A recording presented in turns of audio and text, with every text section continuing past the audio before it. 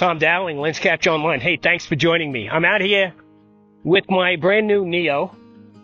And you know what? You got to set your expectations. And this is not my best camera drone. It's not my best FPV drone. But damn, it's fun. As far as tracking goes, I'm in direction track right now. And it does a pretty good job.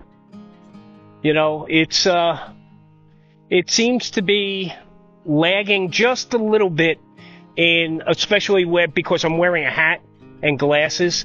So it'll wind up defaulting to follow me. Plenty of fun out here today. And I think I'm going to start to take up. We'll take a walk back to the truck.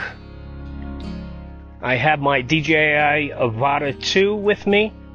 And I also have my Mini 3 Pro. I did a little bit of chasing some ATVs and some BMX bikers earlier. I love to collect that footage. At some time I'll put out a nice reel with a compilation of that footage.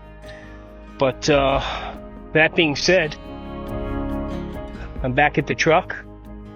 The wife's sitting in the nice air conditioning, enjoying it, the scenery out here. And I think that's going to be a wrap for today. So, if you're thinking about picking up the DJI Neo, I highly recommend it. For $199, to me, it's a no-brainer. And it's one of the few drones you can fly without a controller. You can fly it with your phone, okay? You can fly it with the Goggles V3, with the Motion Controller 3, with the RCN 3, the RCN 2. So you got a lot of choices here. And for $199, again, it's a no-brainer. Fits right in my bag with my other drones.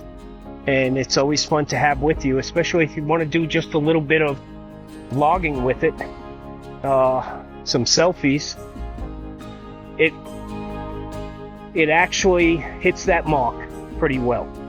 So with that, folks, hey, thanks for joining me today. I really appreciate it.